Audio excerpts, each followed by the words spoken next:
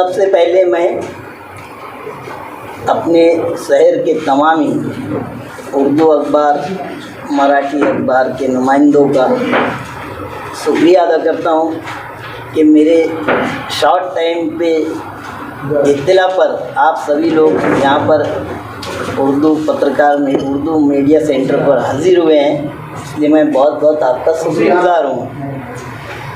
आज ये press conference लेने का मतलब आपको पूरी वाज़ेह तौर पे मुख्तार अदील साहब ने बताई है, लेकिन मैं कुछ उसके चंद पहलू पे ख़ास गुफ्तगू करूँगा। ये शेती के बाद जो है पावरलूम यानी कपड़े का उद्योग 2 नंबर है अपने देश में भी, महाराष्ट्र में भी।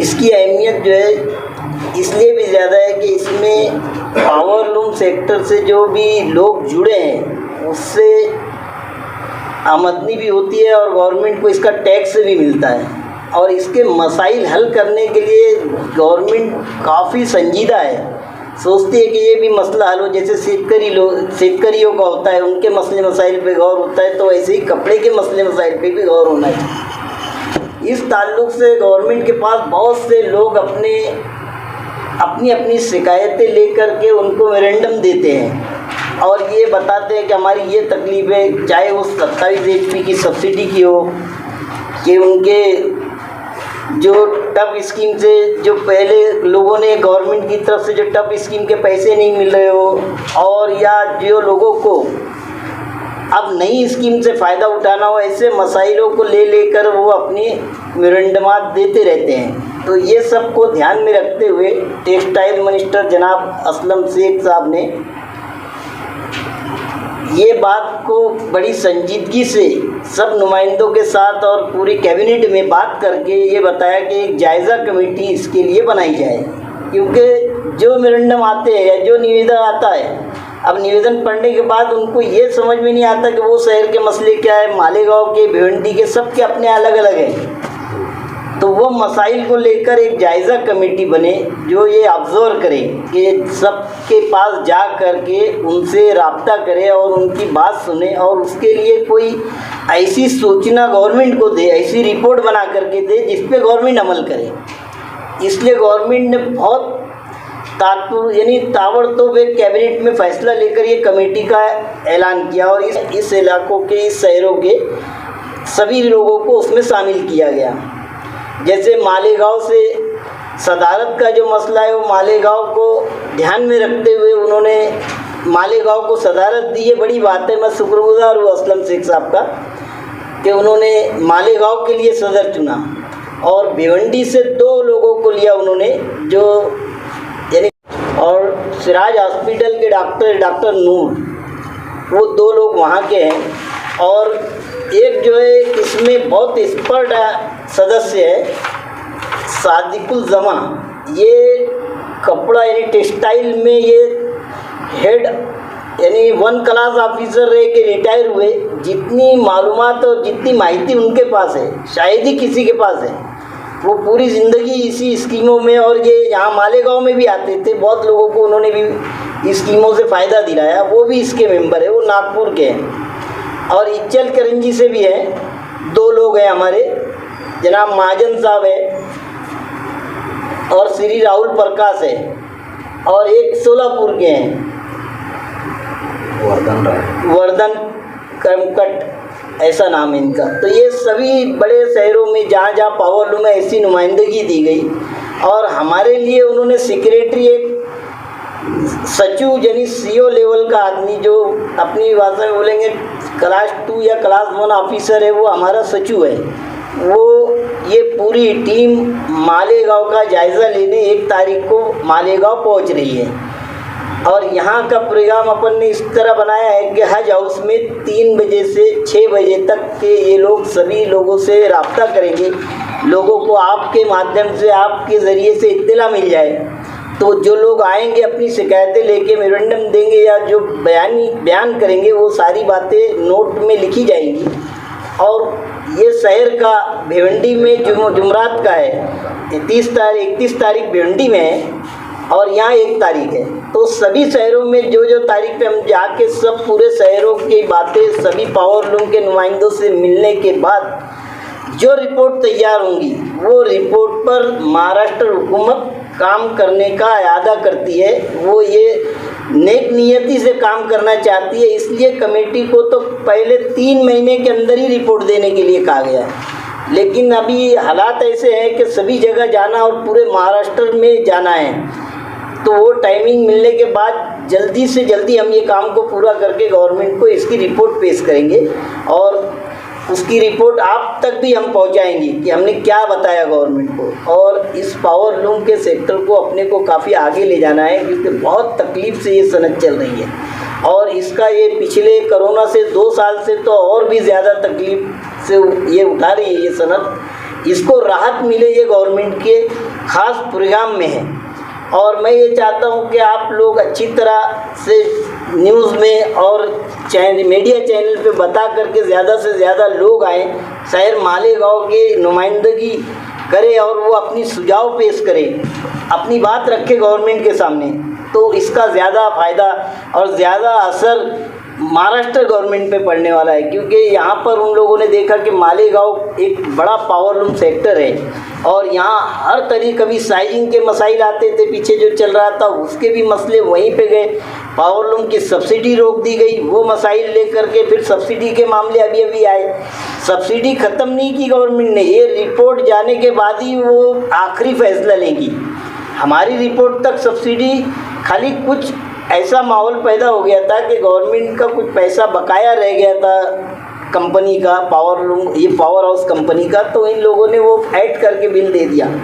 जबकि फिर उप मुख्यमंत्री यानी नायब मुख्यमंत्री साहब ने अजीत दादा पवार ने कैबिनेट में ये बोल करके गवर्नमेंट की तरफ से जो उनका फंड था वो दिलवाया और उससे राहत मिली अपने पावर लूम में जो सब्सिडी का मैटर था। लेकिन सब्सिडी गवर्नमेंट की तरफ से अभी ख़त्म नहीं हुई, वो रिपोर्ट मांग रहे हैं हमको। ख़ास तौर से उसमें लिख कर दिया है कि भाई 27 HP की सब्सिडी पे भी कोई योजना कोई रिपोर्ट बना करके पेश करना गवर्नमेंट को। अगर उसमें ये रहा कि भाई देना है तो देना है, या उसका और उससे अच्छा तरीका कोई सुझाव आया तो उससे अच्छा तरीके से हम रिपोर्ट बनाएंगे। वो सबके सुझाव देखना चाहती है हुकूमत महाराष्ट्र।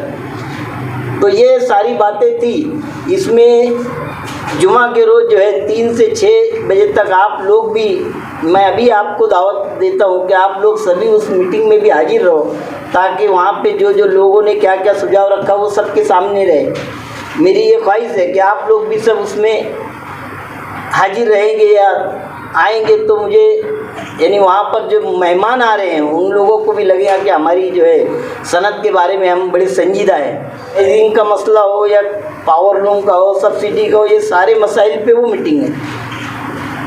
अलग अलग जिनको भी जो मेमोरेंडम लाएंगे, साइजिंग वाले साइजिंग की बात करेंगे, उनकी तकलीफ सुनी जाएंगी। ये सारी बातें हैं।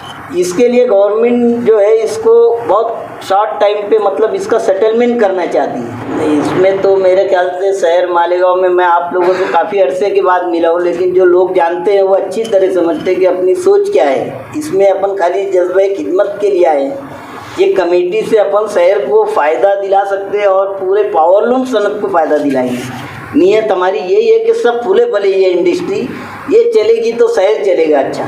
जैसे आपको ये कमेटी में क्यों लिया गया, मतलब था शेख के दोस्त है आप इसलिए लिया गया या कोई और बात है? इसमें क्या है कि देखो पावर लूम में जब भी देखा जाता कि कोई कमेटी जायज़ा कमेटी, अभी पहले एक महमूदुर रहमान कमेटी बनी थी, वो IAS ऑफिसर थे, स्ट्रक्चर कमेटी बनी थी। इसी तरह जो भी कमेटी बनती है तो शहर में अब कहीं ना कहीं से रिपोर्ट ली जाती होगी, उनके तरीके से रिपोर्ट ली गई। मुझे फ़ोन आया कि भाई आपको सदर बनाया गया, आप रब्ता करो, फिर मैं बम्बई पहुंचा। ऐसा किसी की सिफारिश ये कोई मैटर ना मेरे मामले में कभी नहीं रहा। कुछ ऑब्जेक्शन भी आया था कि आपकी सदारत को लेकर? नहीं, इधर लेटर वगैरह दिया था नहीं, वहाँ पर मंत्रालय तक तो कोई बात नहीं है, या कोई चैनल उनल की तरफ से मैं भी देखा। बहरहाल उनकी बात की मज़ाक़ा खेस थी कि पावर बुनकर होना चाहिए। अब वो बुनकर का सर्टिफिकेट कहीं से मिलता है क्या डॉक्टर? आपने किया है ना। तो मैं बता रहा हूँ ना कि वो सर्टिफिकेट तो नहीं लाए, लेकिन मैं बता रहा हूँ कि जब होश संभाले तो तरासन चलाए, और जिन्होंने शिकायत की उनको वहीं चला उनके ही वहाँ तरासन भरे। और उसके बाद 1 लूम 2 लूम 3 लूम तक चलाए। 4 लूम में से फिर हम लोग और आगे फील्डिंग में चले गए थे। उसके बाद पावर लूम किराए से लिए, खुद का लिए। आज 500 लूम अल्लाह के करम से, आप लोगों की दुआ से कारोबार में चल रहे हैं। अब बुनकर किसको कहते हैं? अगर कोई और कोई मैटर हो तो मेरे समझ में लेके आ जाओ। यानी मेरी एक बात बताऊं आपको ख़ास तौर से, मेरे पास कुछ निशानी है। जैसे जब छोटा बच्चे कोई को भी लूम चलाने दो ना, तो पहले ढोटा पेचना रहता था ना। ढोटे को अपन ये चाप में बेचेंगे, ये पेटिया में बेचेंगे। तो मेरी ना दोनों उंगली, देखो ये उंगली भी अंदर दिखाई देगी, ये ढोटा पेचने की है। और ये उंगली भी ऐसी है, इधर से ये अंदर दिखाई देगी। नहीं, बचपन से मैं लूम चलाऊं। अब इससे बड़ा सबूत क्या चीज़ है? बहुत अच्छा। और सर आपका कुछ आती रहती है, और अपन ने कई स्कीम को लाए मालेगांव में।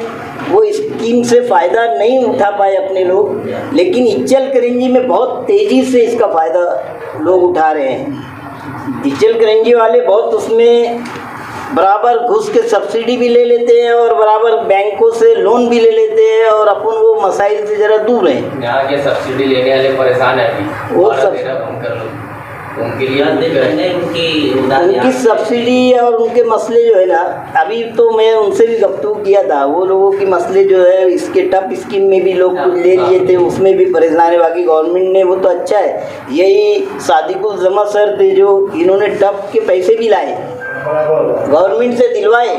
हाँ, टप वाले बहुत परेशान थे। तो स्कीमों में क्या है, पूरी तरह उसमें बैठना चलना, अपन कहीं ना कहीं कोई ना कोई वजह रही होंगी। नहीं तो गवर्नमेंट की सब्सिडी अभी कई लेट मिलती है। वो सबको पता है गवर्नमेंट की सब्सिडी, या कोई भी आज बिजनेस करने जाएंगे उसको जाके लाना, ऑफिस पे दौड़ना पड़ता, और उसके लिए सबको मालूम है क्या लगता, क्या कैसे लेना, क्या देना।